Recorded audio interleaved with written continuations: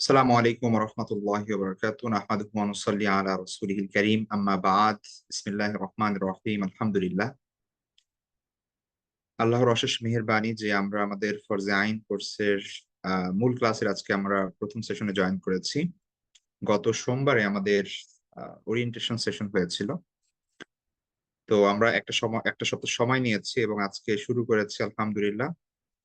আমাদের আহ যে কোর্স সেই কোর্সটি মূলত মেইনলি 6টি ভাগে বিভক্ত এবং আপনারা দেখতে পাচ্ছেন এখানে সেই নামগুলো আছে স্ক্রিনে: আকিদা, ইবাদত, তারপরে মুআমালাত, মুআশারাত, আহ হালাল হারাম, আদব। তো মূলত এখানে হচ্ছে মেইনলি আকিদা এবং ফিক, এই সবগুলোই কোনোটা কোনো না কোনো ফিকের মধ্যে পড়বে। এটা ফিকুল ইবাদাত, এটা ফিকুল মুআমালাত, এটা ফিকুল মুআশারাত। তো আকিদা হচ্ছে মূলত আমাদের যে আহ, মানে বিশ্বাসগত যে বিষয়গুলো আছে, সেই বিষয়গুলো কেন্দ্রিক এই আকিদার মধ্যে আমরা এখানে 6টি সেশন ইনশাল্লাহ করবো, 6টি অথবা 7টি, এবং বাকি সবগুলোই ইবাদত, মুআমালাত, মুআশারাত ইত্যাদি এই বিষয় হবে। তো আকিদার যে ক্লাসগুলো করব তার মধ্যে আজকে হচ্ছে প্রথম ক্লাস। তো আজকে আমাদের প্রথম ক্লাসের যেই টপিক, আমাদের যেই বিষয়, সেটা যদি আপনি দেখেন তাহলে এখানে বিষয়টা দেওয়া আছে সংক্ষেপে। সেটা হচ্ছে ইমান ও আকিদার পরিচয়, ইমানের গুরুত্ব। ঠিক আছে, স্পেসিফিকলি আমরা আসলে কি কি দেখব, কোন কোন বিষয় জানবো সেগুলো একটু দেখে নিই। আমরা আজকের ক্লাসে মূলত ইমান আকিদার পরিচিতি, ইমান আকিদার শব্দের অর্থ, তারপর হচ্ছে এগুলো দ্বারা আসলে কি বোঝানো হয়, এটার পরিধি আসলে কতটুকু। তারপরে হচ্ছে আমরা জানি যে আমরা মুসলিম, আমাদের ধর্মের নাম ইসলাম। তাহলে ইসলাম কাকে বলে, ইমান কাকে বলে, এবং এত দুইয়ের মধ্যে আসলে সম্পর্কটা কি। ঠিক আছে, সেই বিষয়টা জানবো। ইমানের বিভিন্ন শাখা প্রশাখা আছে, সে বিষয়গুলো জানবো। এক্স্যাক্টলি কোন কোন বিষয়ের প্রতি একজন মুসলিমের ইমান আনতে হবে, সে বিষয়গুলো সম্পর্কে একটু আমরা কথা বলবো। তারপরে ইমানটা আসলে কতটা গুরুত্বপূর্ণ একটা মানুষের জন্য। ইমান না থাকলে তাহলে তার পরিণতিটা কি হবে, আমরা কতটুকু আসলে হারাবো যদি কারো ইমান না থাকে। তো সেই বিষয়টা নিয়ে আলোচনা হবে। প্রকৃত মুমিন হওয়ার জন্য আসলে কি কি শর্ত। আমি জাস্ট বললাম যে লা ইলাহা ইল্লাল্লাহ মুহাম্মাদুর রাসূলুল্লাহ, ব্যাস আমি মানে একদম উত্তীর্ণ হয়ে গেলাম, নাকি কোনো শর্ত আছে, কোনো ধরনের কন্ডিশনস আছে যেগুলো আমাদের ফলো করতে হবে। এবং আমরা যার যে জায়গা থেকে যদি আমরা চিন্তা করি যে আমাদের আসলে ইমান কতটুকু আছে, আমরা জানি ইমান বাড়ে এবং কমে। এটা এটা এটা অধিকাংশ, মানে অধিকাংশ না, এটা মূলত আলোচনাল জামাতের যে স্কলাররা আছেন তাদের মতে ইমান বৃদ্ধি হয় এবং ইমান কমে যায়। তো আমাদের ইমানের স্তরটা আসলে কোথায়? ইমান বাড়ে কমে মানে হচ্ছে ইমানের স্তর আছে অবশ্যই, ইমান কম বেশি, তারপরে হচ্ছে মাঝারি, বা হচ্ছে তার থেকে একটু বেশি, এরকম আপনি বিভিন্ন ক্যাটাগরিতে ভাগ করতে পারবেন। তো আমরা আসলে কোন জায়গায় আছি, নিজেদের দিকে যদি আমরা একটু তাকাই তাহলে আমরা কি দেখতে পাই? তো এটা আসলে জাজ করার কোন সিস্টেম আছে কিনা? আমি কি, মানে কিভাবে বুঝবো যে আমার ইমান অনেক স্ট্রং বা আমার ইমান হচ্ছে অনেক সমস্যাপূর্ণ, এটা বোঝার কি কোন সিস্টেম আছে? সেই বিষয়গুলো মূলত আমাদের আজকে আলোচ্য বিষয়। তো আর কথা না বাড়িয়ে আমরা চলে যাই আমাদের মূল বিষয়ে। দেখুন, প্রথমত এখানে দেওয়া হয়েছে ইমান। ইমান আকিদা এই সবই মূলত আরবি শব্দ, আমরা জানি, যেটা কোরআনের ভাষা, আল্লাহ রসুল সাল্লাল্লাহু আলাইহি ওয়াসাল্লামের ভাষা। তো ইমান শব্দের স্বাভাবিক অর্থ হচ্ছে বিশ্বাস করা। এছাড়া আরো অর্থ আছে আনুগত্য করা, অবনত হওয়া, নির্ভর করা ইত্যাদি। আপনাদের সামনে যখন কি বলে পরীক্ষা হবে, যারা পরীক্ষা অ্যাটেন্ড করতে চান তারা শুরু থেকে একটু আপনারা একবার হলেও পড়বেন সব বিষয়গুলো, যে লেকচার শিট আপনাদের দেওয়া হবে এগুলো যেন মিস না হয়, পড়ার চেষ্টা করবেন। ইম্পর্টেন্ট পয়েন্ট গুলো নোট ডাউন করার চেষ্টা করবেন। আলাদা খাতা রাখবেন এটার জন্য, আপনাদের এই কোর্স শেষ হওয়ার সঙ্গে সঙ্গে খাতা যেন ফুলফিল হয়ে যায়। ঠিক আছে, এবং আপনি মাঝে মাঝে সেই জিনিসগুলোতে যেন চোখ বুলাতে পারেন, ইম্পর্টেন্ট পয়েন্ট গুলো দেখতে পারেন। এই যে পিডিএফ গুলো আপনাদের দেওয়া হবে, এটা সম্ভব হলে আপনারা প্রিন্ট করে নিতে পারেন। ঠিক আছে, এগুলো খুব ইম্পর্টেন্ট বিষয়। তো আপনারা যেটা পাচ্ছেন সেটা হচ্ছে একটা সামারি।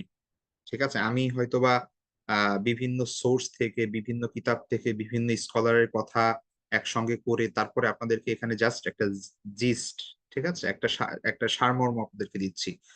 তো এই সারাংশটা পেতে হলে আপনারা অনেক কিছু করতে হবে, কারণ অবশ্যই সবার সবকিছু পড়ার সময় নেই। এই জন্যই তো আমরা এখানে। তো এই জন্য অ্যাটলিস্ট যে অংশটুকু আপনাদের দেয়া হচ্ছে সেই জিনিসগুলো একটু পড়ার চেষ্টা করবেন। তো এটা আপনাদের ইনশাল্লাহ সামনে এই জিনিসগুলো আসবে। যেমন ধরেন আপনাদের একটা কুইজ আসলো যে ঈমান শব্দের অর্থ কি, সেখানে অনেকগুলো অপশন দেওয়া থাকলো। তো আপনি যদি না জানেন যে ঈমান অর্থ হচ্ছে নির্ভর করা, ঈমান অর্থ আনুগত্য করা, ঈমান অর্থ অবনত হওয়া, তখন কিন্তু সেই সময় ওইটা আপনি ভুল করতে পারেন। ঠিক আছে? তো ঈমান অর্থ, মেইন অর্থ হচ্ছে বিশ্বাস করা, এছাড়াও এই প্রত্যেকটা অর্থই এর মধ্যে আসে। এটা হচ্ছে শাব্দিক অর্থ। আর পরিভাষা, পরিভাষা মানে হচ্ছে ডেফিনেশনটা আসলে কি, এটা দ্বারা আসলে কি বোঝানো হয় ইসলাম, সেইটার ব্যাখ্যা করতে গিয়ে ইমামগণ বিভিন্ন ধরনের সংজ্ঞা দিয়েছেন। ঠিক আছে? ইমাম আবু হানিফা রহমতুল্লাহ আলাইহি বলেছেন যে অন্তরে বিশ্বাস রাখা এবং মৌখিক স্বীকৃতি দেওয়া, এটার নাম হচ্ছে ঈমান। অর্থাৎ কেউ যদি ধরেন মনে আল্লাহকে বিশ্বাস করে সে মুখে যদি বলে যে হ্যাঁ আমি আল্লাহকে বিশ্বাস করলাম, লা ইলাহা ইল্লাল্লাহ, তাহলে তার আল্লাহর প্রতি ঈমান আছে। ইমাম গাজালী রহিমাহুল্লাহ তাআলা বলেন যে আল্লাহর রাসূলের আনিত সকল বিধিবিধান সহ আল্লাহর প্রতি বিশ্বাস স্থাপন করা। অর্থাৎ আপনি শুধুমাত্র আল্লাহ ইলাহা ইল্লাল্লাহ বললে হবে না, বরং আল্লাহ রাসূল সাল্লাল্লাহু আলাইহি ইসলাম যা কিছু এনেছেন আল্লাহর পক্ষ থেকে, ঠিক আছে, এই সব বিধিবিধান সহ এগুলো মেনে নিয়ে আল্লাহর প্রতি বিশ্বাস স্থাপন করতে হবে, তাহলে সেটাকে ঈমান বলা হয়। ইমাম শাফিঈ, মালিক, ইমাম আহমদ ইবনে হাম্বল রাহিমাহুল্লাহ তাআলার মতে তিনটা জিনিসের সমন্বিত নাম হচ্ছে ঈমান। এক নাম্বার হচ্ছে অন্তরে বিশ্বাস, দুই নাম্বার মৌখিক স্বীকৃতি, এবং তিন নাম্বার হচ্ছে যে ইসলামের যে বিধিবিধান সেগুলো কাজে পরিণত করা, বাস্তবে পরিণত করা। অর্থাৎ ইসলামে এটা নিষেধ করা হয়েছে, সে নিষেধটা শোনা, ইসলামে এটা করতে বলা হয়েছে সেটা করা। তো এই জিনিসগুলো ইমানের অন্তর্ভুক্ত। ঠিক আছে? তো আহ, এই আহ, এইটা হচ্ছে মানে মেইনলি দেখা যাবে যে আসলে স্কলারদের মধ্যে যে ইখতিলাফ গুলো, এগুলো আসলে মেইনলি কোনো ইখতিলাফ না, মৌলিক বিষয় সবারই একমত। সবাই এই বিষয়গুলোকে স্বীকার করেন, এক একজন এক এক ভাবে বলেছেন আর কি, বিষয়টা তুলে ধরেছেন, এই আর কি। তো তিনটা জিনিস, একটা হচ্ছে অন্তরে বিশ্বাস রাখতে হবে। ধরুন আপনি বিশ্বাস করলেন যে আল্লাহ হচ্ছে এক, তারপরে মুখে বললেন লা ইলাহা ইল্লাল্লাহ, আল্লাহ ছাড়া কোনো ইলাহ নেই, এবং আল্লাহ নামাজ পড়তে বলছেন, আপনি নামাজ পড়ছেন, আল্লাহ অন্যান্য যে বিধিবিধানগুলো পালন করতে বলেছেন আপনি সেগুলো পালন করছেন। এই জিনিসগুলোর সমন্বিত নাম হচ্ছে ঈমান। তো আর আকীদার বিষয়টা যদি দেখি, তাহলে আকীদার প্রচলিত যে মানে আমরা আধুনিক জ্ঞান তত্ত্বের ভাষায় আকীদা মূলত বোঝানো হয় এক কথায় বিলিফ বা হচ্ছে থিওলজি, ধর্মতত্ত্ব বা বিশ্বাসকে বোঝায় এক কথায়। হ্যাঁ, যেমন ধরেন আমি বললাম যে খ্রিস্টানদের আকীদা হচ্ছে ঈসা আলাইহিস সালামকে আল্লাহর পুত্র বলে স্বীকার করা। তো এর দ্বারা কি বোঝায়, এই আকীদা শব্দের দ্বারা কি বোঝানো হলো?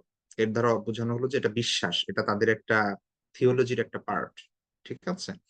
বা ইহুদিদের কি বলে, বিশ্বাস, ইহুদিদের আকীদা হচ্ছে যে তারা হচ্ছে কি বলে উজাইর আলাইহিস ইসলাম হচ্ছে আল্লাহর পুত্র, বা ইত্যাদি ইত্যাদি এ ধরনের কিছু বললাম। তো এই আকীদা শব্দ এইভাবে ব্যবহার হয়। তো আমাদের এখন ইউনিভার্সিটিতে আকীদার ফ্যাকাল্টি আছে আলাদা, ইসলামিক ইউনিভার্সিটি গুলোতে আকীদার ফ্যাকাল্টি মানে সেখানে হচ্ছে তাওহীদ, তারপরে ঈমান, এই সংক্রান্ত বিষয় সেখানে পড়ানো হয়।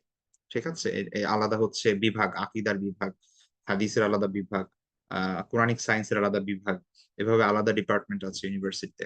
তো আকীদার ডিপার্টমেন্ট আছে। তো আকীদা ডিপার্টমেন্ট দ্বারা আসলে বোঝানো হয় মূলত এখানে আমাদের কি বিশ্বাস করতে হবে, কোন জিনিসগুলো বিশ্বাস করা যাবে না, তারপরে হচ্ছে এই বিষয়গুলো সেখানে আলোচিত হয়। এই হচ্ছে আকীদা। তো সাধারণভাবে মুসলিম সমাজে আমরা এই দুইটা শব্দ ব্যবহার করি, ঈমান এবং আকীদা। অর্থাৎ আমাদের ঈমান এবং আকীদা ঠিক রাখতে হবে, এটা আমরা বলি, কথায় কথায় বলি অনেকে, বা আমরা শুনি স্কলারদের মুখে। এর দ্বারা আসলে কি বোঝানো হয়? এর দ্বারা বোঝানো হয় যে আমাদের ধর্মীয় যে বিশ্বাস আছে, একজন মুসলিম হিসেবে ইসলাম সংক্রান্ত যে বিশ্বাস আমাদের রাখতে হবে, সেই বিশ্বাসগুলো নাম হচ্ছে ঈমান এবং আকীদা এক কথায়। ঠিক আছে? তো আমাদের সমাজে এখন এটা প্রচলিত, কিন্তু একটা সময় এমন ছিল যে অন্যান্য নামেও মানুষ এই আমরা যে ঈমান আকীদা বলতে যা বোঝাই এই জিনিসগুলো বোঝাতো। যেমন আল ফিকহুল আকবার শব্দ আছে, ইলমুত তাওহীদ আছে, আস-সুন্নাহ আছে, আশ-শারিয়া আছে, উসুলুদ্দিন। ঠিক আছে? এই ধরনের অনেক শব্দ আছে যেগুলো ইসলামিক প্রাথমিক যুগে অর্থাৎ আপনার যেই সময় এই জিনিসগুলো চর্চা হলো ঠিক আছে, এই বিষয়গুলো নিয়ে বই লেখা হলো বা গবেষণা হলো। তাবি এবং তৎপরবর্তী সময় ইমামদের যুগে সেই সময় বিভিন্ন শব্দ ইউজ করা হতো এগুলো বোঝানোর জন্য। তো আস্তে আস্তে ওই জিনিসগুলো আর বোঝানো হয় না, শুধুমাত্র আকীদা শব্দটাই রয়ে গিয়েছে, ইমান আকীদা এই জিনিসগুলো। ঠিক আছে। তো এক কথায় যে আমাদের ধর্মের প্রধান এবং খুঁটিনাটি যে বিষয়গুলো বিশ্বাসের সাথে সম্পৃক্ত, সেগুলো বোঝানোর জন্যই আমরা ঈমান আকীদা ব্যবহার করি। ঠিক আছে।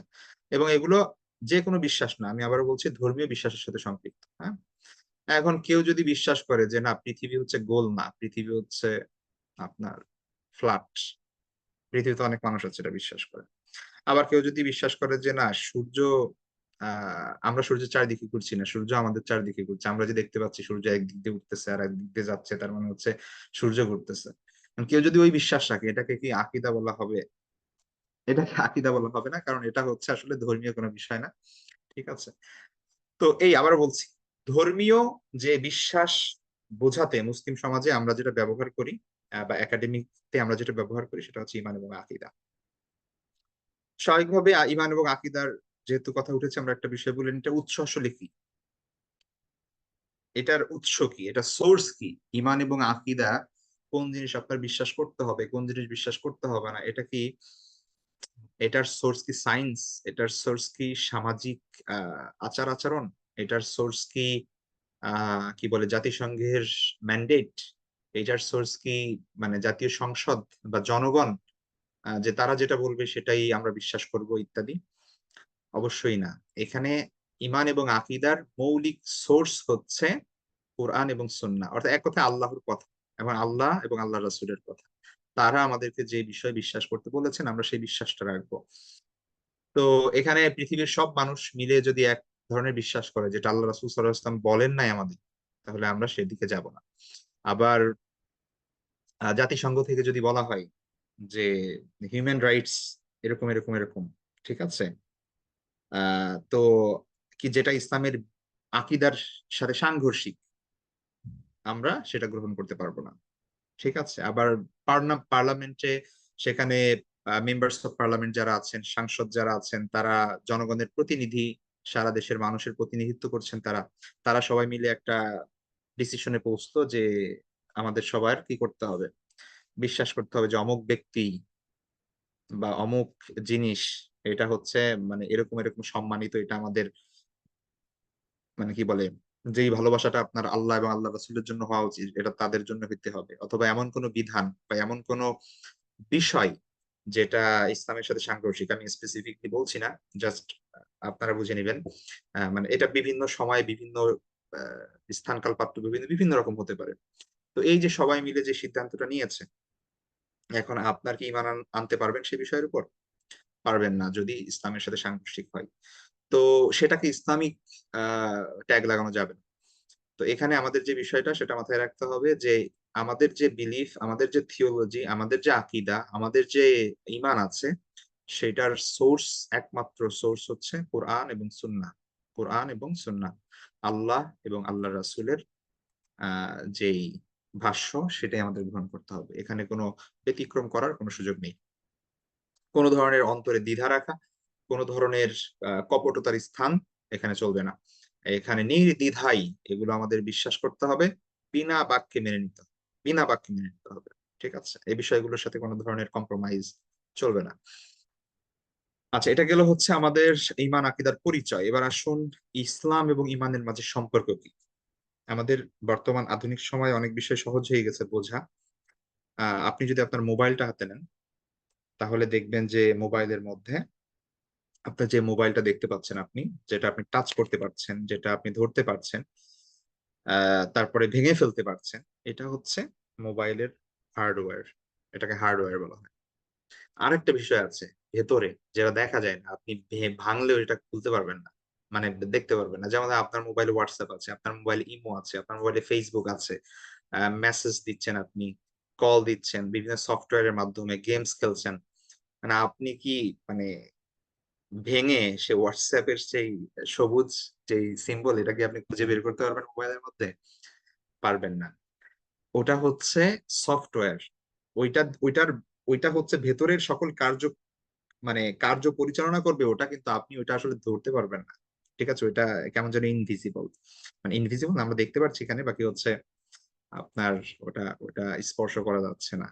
ঠিক আছে, তো ওটাকে বলা হয় সফটওয়্যার। ইমান এবং ইসলামের সম্পর্কটা আসলে এমন, হ্যাঁ। ইমানের যে ইমানের আমরা আমরা সামনে এই বিষয়গুলো স্পেসিফিক ভাবে আরো পড়বো, তাও বলে দিই। দেখেন, ইমানের আহ এবং ইসলামের যে বিষয়, ইমান হচ্ছে আল্লাহ রাসূল সাল্লাল্লাহু আলাইহি ওয়াসাল্লামকে জিজ্ঞেস করা হয়েছিল ইমান কি। আল্লাহ রাসূল সাল্লাল্লাহু আলাইহি ওয়াসাল্লাম বলছিলেন যে 6টা বিষয়ের উপর বিশ্বাস করার নাম হচ্ছে ইমান। আল্লাহর প্রতি বিশ্বাস করতে হবে, আল্লাহর ফেরেশতা, আল্লাহর কিতাবসমূহ, আল্লাহর নবী রাসূল, পরকাল এবং তাকদীর, এই 6টা জিনিসে কেউ যদি বিশ্বাস করে তাহলে তার সেটাকে ইমান বলা হয়। এখন আপনি আমার যদি সামনে 1 ঘন্টা বসে থাকেন, 10 ঘন্টা বসে থাকেন, আমি কিভাবে বলবো যে আপনি আসলে আপনার ইমান আছে কি নাই? এটা তো অভ্যন্তরীণ একটা বিষয়। মানে বোঝার চেষ্টা করেন যে আপনি কি বিশ্বাস করেন কি করেন না, সেটা কিভাবে বোঝা যাবে? এটা অভ্যন্তরীণ বিষয়। অর্থাৎ আপনি কি আদৌ আল্লাহকে বিশ্বাস করছেন কি করছেন না। আপনি হয়তোবা মুখে একটা বলছেন, ভেতরে আর এক জিনিস। যাদেরকে মুনাফিক বলা হয়। হ্যাঁ, কিন্তু দেখা যাচ্ছে যে তাদের আসলে ইমান নেই। কিন্তু তারা বলছে যে আমরা হ্যাঁ মুসলমান। ঠিক আছে? অথবা আপনি কিছু বললেনই না।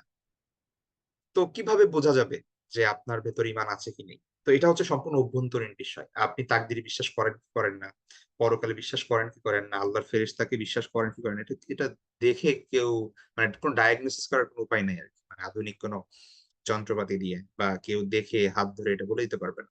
ঠিক আছে? আবার ইসলামের দিকে যদি তাকান, তাহলে এই ইসলামের প্রত্যেকটা জিনিসই হচ্ছে বাহ্যিক। ইসলামের 5টা পিলার আছে, 5টা খুঁটি আছে। শাহাদাত, 1 নাম্বার হচ্ছে শাহাদাত, সাক্ষ্য দেওয়া। সাক্ষ্য মানে হচ্ছে মুখে বলা, আশহাদু আল্লা ইলাহা ইল্লাল্লাহ ওয়া আশহাদু আন্না মুহাম্মাদুর রাসূলুল্লাহ, যে আমি সাক্ষ্য দিচ্ছি আল্লাহ ছাড়া কোনো ইলাহ নেই এবং মুহাম্মদ সাল্লাল্লাহু আলাইহি ওয়াসাল্লাম আল্লাহর রাসূল। 1 নাম্বার সাক্ষী। ঠিক আছে, এটা হচ্ছে শাহাদা বলা হয় এটা। তো এটা তো অবশ্যই মানুষের সামনেই বলতে হবে বা হচ্ছে কেউ শুনবে আপনি বললে। তো এটা ভিজিবল, এটা দেখা যাচ্ছে, এটা শোনা যাচ্ছে। ঠিক আছে, এটা এক্সপেরিয়েন্স করা যাচ্ছে। অর্থাৎ আপনি মুখে যেটা বলতেছেন, সাক্ষী দিচ্ছেন। 2 নাম্বার হচ্ছে নামাজ, সলাত। তাহলে নামাজ পড়তেছেন, এটাও দেখা যাচ্ছে। তারপরে হচ্ছে যাকাত, অর্থাৎ আপনি মানুষকে আপনার সম্পদ হতে একটা অংশ বের করে আপনি মানুষকে দিচ্ছেন, সেটাও দেখা যাচ্ছে। রোজা বাহ্যিক ভাবে সেটা পালন করতে হচ্ছে, আপনি না খেয়ে আছেন। ঠিক আছে, সাহারি করতেছেন, ইফতারি করতেছেন, এটাও বোঝা যাচ্ছে। হজ করা, এটা তো আরো আরো ক্লিয়ার। ঠিক আছে, তো ইসলামের যে বিষয়গুলো সেগুলো প্রত্যেকটাই ভিজিবল। ঠিক আছে, এমনও হতে পারে যে একজন মানুষ ইসলাম পালন করছে কিন্তু আসলে তার ইমান নেই, হতেই পারে। ঠিক আছে, সে মনে করতেছে যে ও আমি তো মুসলমান, অথবা সে ভিতরে ভিতরে আসলে মুসলমান মনে করছে না, সে ইসলামের শত্রু, কিন্তু উপর দিয়ে প্রকাশ করছে সে মুসলিম। হতেই পারে। তো এটা হচ্ছে ইসলামের তফাৎ। এখন একজন প্রকৃত মুসলিম বোঝা যাবে যার মধ্যে ইমান এবং ইসলাম দুইটাই থাকবে, তার মধ্যে হার্ডওয়্যার এবং সফটওয়্যারের সমন্বয় থাকবে। ঠিক আছে, দুইটার এদিক সেদিক হলেই সমস্যা। অর্থাৎ আপনি বললেন যে ও আমার ইমান আছে, আপনি নামাজ পড়লেন না, রোজা রাখলেন না, হজ করলেন না, যাকাত দিলেন না, আপনি বোঝা যাবে কিভাবে আপনার ইমান আছে? আপনাকে তো অমুসলিম কাউন্ট করতে হবে। ঠিক আছে, কারণ আপনি কিভাবে বোঝা যাবে আপনি আপনি ভেতরে ভেতরে কি আছে এটা মানুষ কিভাবে বুঝবে? বোঝার সিস্টেমই হচ্ছে আপনি ইসলাম পালন করতে হবে। আবার শুধু ইসলাম পালন করলে হয়তো দুনিয়ায় আপনি পার পেয়ে যাবেন যে ও আপনি মুসলমান, সবাই আপনাকে মুসলমান মনে করবে, কিয়ামতের দিন আল্লাহ সুবহানাহু ওয়া তাআলা ধরবে যে তুমি তো মনে মনে বিশ্বাস করতে না। তো এই জন্য দুনিয়া এবং আখিরাতের সফলতার জন্য ইমান এবং ইসলাম দুইটা পাশাপাশি থাকতে হবে। ঠিক আছে, অর্থাৎ আল্লাহ এবং আল্লাহর রসুল যা কিছু নির্দেশ করেছেন, যা কিছু আদেশ দিয়েছেন, সেগুলোর উপর দৃঢ় বিশ্বাস আমাদের যেভাবে রাখতে হবে, তেমনি ভাবে আল্লাহ এবং আল্লাহ রসুল যা কিছু আমাদের আদেশ করেছেন সে অনুযায়ী আমাদের আমলও করতে হবে। তো এই দুইটার সমন্বয়ে আপনি যদি আত্মসমর্পণ করেন নিজেকে আল্লাহর কাছে এবং আল্লাহর আনুগত্য স্বীকার করেন, তখনই আপনাকে বলা হবে একজন পরিপূর্ণ মুসলিম। ঠিক আছে, অথবা একজন পরিপূর্ণ মুমিন। ইসলাম ছাড়া কেউ পরিপূর্ণ মুমিন হইতে পারে না, আর ইমান ছাড়া কেউ তো মুসলিম হইতে পারে না। ভালো করে খেয়াল করুন, আবার বলছি, ইসলাম ছাড়া কেউ পরিপূর্ণ মুমিন হতে পারে না, আবার ইমান ছাড়া কেউ তো মুসলিম হতে পারে না। সুতরাং ইমান এবং ইসলাম এই দুইটা যার মধ্যে আছে, সেই নিজেকে মুসলিম দাবি করতে পারে। ঠিক আছে, তো এইটা হচ্ছে ইমান এবং ইসলামের মাঝে সম্পর্ক। এবার আসুন ইমানের শাখা প্রশাখা। হাদিসের মধ্যে কয়েকটা হাদিস আছে এর ব্যাপারে। একটা হাদিসের মধ্যে আছে 60-এর অধিক শাখা প্রশাখা আছে, আর একটা হাদিসে আছে 70-এর অধিক শাখা প্রশাখা আছে। তো ইমানের আমরা জানি যে 70-এর বেশি, অনেকে 77 বলেন, কিন্তু এক্সাক্ট আসলে কত আল্লাহ ভালো জানেন। তো সেই 70-টির বেশি শাখা প্রশাখা আছে। একটা গাছ যেভাবে জন্ম নিয়ে বড় হয় এবং সেখান থেকে বিভিন্ন শাখা প্রশাখা বের হয়, তেমনি ভাবে আহ ইমানেরও এরকম বিভিন্ন শাখা প্রশাখা বের হতে পারে। ঠিক আছে? একটা গাছের যেরকম শাখা প্রশাখার মধ্যে উঁচু নিচু, তারপরে হচ্ছে ইম্পর্টেন্সের দিক থেকে কোনোটা বেশি ইম্পর্টেন্ট, কোনোটা কম ইম্পর্টেন্ট, হ্যাঁ, এরকম দেখা যায় স্বাভাবিকভাবে। অর্থাৎ কোনো ডাল আছে খুবই গুরুত্বপূর্ণ ডাল, অনেক বড় মোটা ডাল, আবার কোনোটা আছে একদম শাখা মানে চিকন ডাল। ঠিক আছে? ওইটা আসলে ভেঙে ফেললেও কিছু হবে না, বা কত বেশি গাছের খুব বেশি ক্ষতি করবে না। তো বিভিন্ন রকমের এরকম আহ আপনার কি আছে, শাখা প্রশাখা আছে। তো তেমনি ভাবে মানুষের যে ইমান, সেই ইমানেরও বিভিন্ন শাখা প্রশাখা আছে, এবং সেগুলোর মধ্যে ভেদাভেদ আছে, কোনটা উঁচু কোনটা নিচু, কোনটার স্তর অনেক উপরে কোনটার স্তর অনেক নিচে। ঠিক আছে? হাদিসের মধ্যে এসেছে আল্লাহ রাসূল সাল্লাল্লাহু আলাইহি ওয়াসাল্লাম বলেছেন, সব থেকে উঁচু শাখা বা সব থেকে মর্যাদাপূর্ণ, সব থেকে ইম্পর্টেন্ট শাখা হচ্ছে ইমানের লা ইলাহা ইল্লাল্লাহ। ঠিক আছে? সব থেকে ইম্পর্টেন্ট শাখা। আর সর্বনিম্ন স্তরের শাখা হচ্ছে যে আপনি রাস্তা দিয়ে হাঁটছেন, রাস্তায় একটা জিনিস পড়ে আছে যেটা হয়তো মানুষকে কষ্ট দিতে পারে, একটা কষ্টদায়ক জিনিস, কাটা হতে পারে, সেটা একটা ইট হতে পারে, কোনো একটা ডাল হতে পারে। তো আপনি সেটা কি করলেন? সাইড করে রাখলেন, সেটা রাস্তা থেকে সরিয়ে দিলেন। জাস্ট এটাও ইমানের একটা শাখা। আল্লাহ রাসূল সাল্লাল্লাহু আলাইহি ওয়াসাল্লাম বলছেন এটা হচ্ছে ইমানের নিম্ন স্তর, নিম্ন স্তরের শাখা। আর সর্বস্তরের সর্বোচ্চ শাখা হচ্ছে লা ইলাহা ইল্লাল্লাহ। তো ইমানের অর্থাৎ আমরা ধর্মীয় ভাবে যা কিছুই করি, এই প্রত্যেকটাই মূলত সবকিছু ইমানের অন্তর্ভুক্ত। ঠিক আছে? সবকিছু ইমানের অন্তর্ভুক্ত, সবকিছু ইমানের শাখা প্রশাখা। কোরআন তেলাওয়াত থেকে শুরু করে, নামাজ পড়া থেকে শুরু করে, তারপরে হচ্ছে আল্লাহর জিকির করা থেকে শুরু করে, এই সব কিছুই, আল্লাহকে বিশ্বাস করা থেকে শুরু করে সবকিছু ইমানের শাখা। হ্যাঁ, এই স্কলারগণ এগুলোকে আবার বিভিন্ন ভাগে ভাগ করেছেন, যে কোনোটা হচ্ছে হৃদয়ের কলবের আমল, কোনোটা হচ্ছে জিহ্বার আমল, কোনোটা হচ্ছে দৈহিক আমল। ঠিক আছে? তো এক নম্বরে হচ্ছে হৃদয়ের আমল, অন্তরের আমল, এরকম শাখা 24টি। এগুলো আকীদা, বিশ্বাস এবং নিয়তের সাথে সম্পৃক্ত। তো আল্লাহকে বিশ্বাস করা, ফেরেশতাকে বিশ্বাস করা, তারপরে নবী রাসূলদের বিশ্বাস করা, এরকম। এটার সাথে তো আসলে অন্তরের সম্পর্ক, আদৌ কি আপনি বিশ্বাস করছেন কি করছেন না। তো এরকম শাখা আছে 24টি। আবার কিছু আছে জবান বা জিহ্বার আমল, যেমন কোরআন তেলাওয়াত করা, আল্লাহ জিকির করা, তারপরে মানুষকে সালাম দেওয়া, যেটা হচ্ছে মুখ দিয়ে করতে হয়। ঠিক আছে? ভালো কথা বলা, এগুলো হচ্ছে আপনার এ ধরনের আহ শাখা প্রশাখা হচ্ছে 60টি। আবার আপনার দৈহিক আমল, যেগুলো প্র্যাকটিক্যালি আমাদের মানে দেহ দিয়ে করতে হয়, এরকম আমল আছে আপনার এরকম শাখা প্রশাখা আছে 38টি। যারা স্কলাররা এরকম বের করেছেন। যেমন আপনার পবিত্রতা অর্জন করা, সালাত, সিয়াম, যাকাত, পর্দা, সাদাকা, এগুলো সব এগুলোর অন্তর্ভুক্ত। ঠিক আছে? এই হচ্ছে ইমানের শাখা প্রশাখা গেল। এবার আমরা যাব যে আসলে এক্স্যাক্টলি কোন কোন বিষয়ের উপর আমাদের ইমান আনতে হবে। আমরা জানি আমাদের ইমান থাকতে হবে, আমাদের আমরা জিজ্ঞেস করি মাঝে মাঝে মানে হয়তো আমরা প্রশ্ন করি যে আসলে আমাদের ইমান আছে কি আছে না, বা আমরা বিশ্বাস করি, কিন্তু আসলে কোন জিনিসে আপনাদের বিশ্বাস করতে হবে। ঠিক আছে? তো প্রথমত তো আমরা ওইখানে এর আগে 6টা জিনিস আমরা দেখেছি, যে আরকানুল ইমান। আহ ঠিক আছে, অলরেডি আমি বলেছি যে আল্লাহ রাসূল সাল্লাল্লাহু আলাইহি ওয়াসাল্লামকে যখন জিজ্ঞেস করা হলো যে ইমান কি, তিনি 6টি বিষয়ের কথা বললেন। আল্লাহ, তারপরে হচ্ছে ফেরেশতা, নবী রাসূল, আল্লাহর কিতাব, তারপরে পরকাল, তারপরে তাকদীর, এই বিষয়গুলোর উপর ঈমান আনতে হবে। তো এছাড়াও আরো অনেক বিষয় আছে যেগুলোর উপর ঈমান আনতে হবে।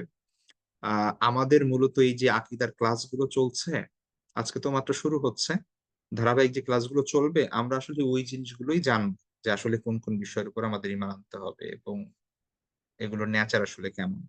ঠিক আছে? এগুলোর প্রকৃতি কি, এই বিষয়গুলোই জানার চেষ্টা করবো ইনশাআল্লাহ নেক্সট ক্লাসগুলোতে। তো ইমানের মৌলিক পয়েন্ট মূলত হচ্ছে 3টি। মানে আপনি যা কিছুই বলেন, ইমানের যত শাখা প্রশাখা থাক, ইমানের যত পিলার থাক, ইমানের যত দিক হতে পারে, এগুলোর যদি আপনি মৌলিক পয়েন্টে আছেন, একদম মেইন যে বিষয়, সেই জিনিস হচ্ছে 3টি। একটাকে বলা হয় তাওহিদ, একটা রিসালাত, একটা আখিরাত। তাওহিদ মানে হচ্ছে আল্লাহকে বিশ্বাস, এক আল্লাহকে বিশ্বাস করা। রেসালাত মানে নবী রাসূল, কিতাবাদি ইত্যাদি নবী রাসূলদের স্বীকৃতি, তাদেরকে মেনে চলা। এবং আখিরাত, পরকালে বিশ্বাস করা। আমাদের পুরো সবকিছু ডিপেন্ড করছে, মানে ঘুরছে হচ্ছে এই তিনটি জিনিসকে আবর্তিত করে: আল্লাহ, নবীদের নবুয়াত, রেসালাত, এবং পরকাল, আখিরাত। ঠিক আছে। তো তাওহিদ মানে হচ্ছে এক আল্লাহকে বিশ্বাস করা। তাওহিদের ব্যাপারে ডিটেইলস আমরা ইনশাআল্লাহ সামনে আমাদের ক্লাস থাকবে। এটা হচ্ছে আকিদার, মানে ইসলামের যত বিষয় আছে সব থেকে ইম্পর্টেন্ট বিষয় হচ্ছে আকিদা। আর আকিদার সব থেকে ইম্পর্টেন্ট পয়েন্ট হচ্ছে তাওহীদ, লা ইলাহা ইল্লাল্লাহ, এক আল্লাহকে বিশ্বাস করা। ঠিক আছে। তো তাওহীদের ব্যাপারে আমাদের আলাদা ক্লাস থাকবে ইনশাআল্লাহ। তাওহীদ এবং তাওহীদের অপোজিটে কি জিনিস আছে সেটা আমাদের দেখতে হবে। তাওহীদ না থাকলে সেখানে কি আসে, ঠিক আছে, এবং সেই জিনিসটার পরিণতি কি। এবং তাওহীদের অনেক প্রকার আছে, সেই বিষয়গুলো নিয়ে আমরা ডিটেলস আলোচনা করব, অনেক এক্সাম্পল দিয়ে আমাদের বাস্তব লাইফ থেকে ইনশাআল্লাহ সেই বিষয়গুলো নিয়ে আলোচনা করা হবে। রিসালাত মানে হচ্ছে আল্লাহর প্রেরিত নবী রাসূলগণকে স্বীকার করা, বিশ্বাস করা, মেনে নেওয়া, তারা যে মেসেজ নিয়ে আসছেন সেটার আনুগত্য করা। আখিরাত মানে হচ্ছে পরকাল এবং মৃত্যু পরবর্তী জীবন, পুনরুত্থান, হিসাব নিকাশ, জান্নাত জাহান্নাম ইত্যাদি, এই বিষয়গুলো আখিরাত। তো আমাদের ধর্মের মেইন যে তিনটা দিক বা তিনটা জিনিস, সেটা হচ্ছে এই তিনটা: তাওহীদ, রিসালাত এবং আখিরাত। এগুলার উপর ভিত্তি করেই মূলত বাকি সব কিছু আছে। ঠিক আছে। এগুলো ইনশাল্লাহ ডিটেইলস আমরা ধারাবাহিকভাবে এই জিনিসগুলো আমরা নেক্সট ক্লাস ইনশাল্লাহ এই বিষয়গুলো নিয়ে আলোচনা করব ডিটেইলস। আচ্ছা, আমরা তাওহীদের যে মেইন জিনিস সেটা হচ্ছে লা ইলাহা ইল্লাল্লাহ মুহাম্মাদুর রাসূলুল্লাহ। লা ইলাহা ইল্লাল্লাহ কালিমা তাইয়্যিবা আমরা যেটাকে বলি, আমরা সবাই জানি লা ইলাহা ইল্লাল্লাহ মুহাম্মাদুর রাসূলুল্লাহ। একজন মুসলিম মানেই এই কথার স্বীকৃতি দিতে হবে। ঠিক আছে। অর্থাৎ এই স্বীকৃতি ছাড়া কেউই মুসলিম হতে পারবে না। প্রথম অংশ লা ইলাহা ইল্লাল্লাহ মানে হচ্ছে এই কথা মনে প্রাণে বিশ্বাস করা যে আল্লাহ ছাড়া কোনো ইলাহ নেই, কোনো উপাস্য নেই, তিনি একক অদ্বিতীয়, তিনি সব পারেন, তিনি সব করেন, সব ক্ষমতা কর্তৃত্ব একমাত্র তারই। তিনি সব ধরনের দুর্বলতা ত্রুটি থেকে সম্পূর্ণ মুক্ত, পবিত্র। সামান্যতম বিষয়ও তা সবাই আমরা তার মুখাপেক্ষী, কিন্তু তিনি কোনো ক্ষেত্রেই কারো মুখাপেক্ষী নন। এই বিশ্বাস আমাদের থাকতে হবে। এই বিশ্বাসের নামই হচ্ছে মূলত লা ইলাহা ইল্লাল্লাহ। আর দ্বিতীয় অংশ যেটা মোহাম্মদুর রাসূলুল্লাহ, অর্থাৎ মোহাম্মদ সাল্লাল্লাহু আলাইহি ওয়াসাল্লাম আল্লাহর রাসূল। তিনি সর্বশেষ নবী। আল্লাহ মানুষকে হেদায়েত দেওয়ার জন্য তার এই নবীকে প্রেরণ করেছেন, সর্বশেষ পয়গম্বরকে প্রেরণ করেছেন। এবং তারপরে আর কোনো নবী আসবে না, রাসূল আসবে না, এই কথা আমাদেরকে মেনে নিতে হবে। এবং আমরা এবং এই জীবনে এবং পরকালে সফল হতে হলে রাসূলুল্লাহ সাল্লাল্লাহু আলাইহি ওয়াসাল্লামকেই আমাদের হাদি হিসেবে, মানে পথ প্রদর্শক হিসেবে আমাদের মেনে নিতে হবে, গ্রহণ করতে হবে। এখানে আর কোনো সেকেন্ড অপশন নেই। ঠিক আছে। মানে এটার সুযোগ নাই যে আপনি আল্লাহ রাসূল সাল্লাল্লাহু আলাইহি ওয়াসাল্লামের পথ থেকে বিচ্যুত হয়ে আপনি সফল হতে পারবেন। হ্যাঁ, এটা এটা কখনোই সম্ভব না। আচ্ছা, এবার আসুন খুব ইম্পর্টেন্ট একটা পয়েন্ট। হ্যাঁ, এটা খুবই ইম্পর্টেন্ট একটা পয়েন্ট। সেটা হচ্ছে, দেখুন, আমরা ঈমান নিয়ে কথা বলছি, আমরা আকীদা নিয়ে কথা বলছি। আসলে এটার এত গুরুত্ব কেন, বা আমরা কেন এখানে তো আসলে প্র্যাকটিক্যাল জিনিস খুব কম, তাই না? নামাজের বিষয়টা আরো ইম্পর্টেন্ট হওয়ার কথা, সেটা প্র্যাকটিক্যাল জিনিস। ঠিক আছে, আমরা বলি না কথার থেকে কাজের গুরুত্ব বেশি, ইত্যাদি ইত্যাদি। তো যদি এমনটাই হয় তাহলে আমরা কি বলে আহ ফিকের কথা, ফিক কেন বেশি এত গুরুত্বপূর্ণ না আকীদা থেকে, বা আকীদার গুরুত্ব সব থেকে বেশি কেন? তো এটা বোঝার ক্ষেত্রে আমরা এই জিনিসটা আহ, আমাদের এই বিষয়টাকে মাথায় রাখতে হবে। দেখুন যে একটা মানুষ যা কিছুই করে, একটা মিনিট।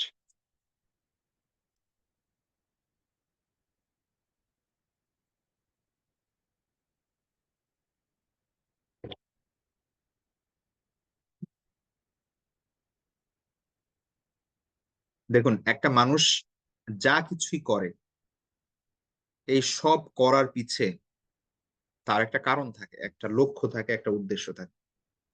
এটা আপনার কি বলে কনসাস মাইন্ডে থাকে অথবা সাবকনসাস মাইন্ডে থাকে, অবচেতন মনে হলেও আপনার কোন একটা লক্ষ্য থাকে।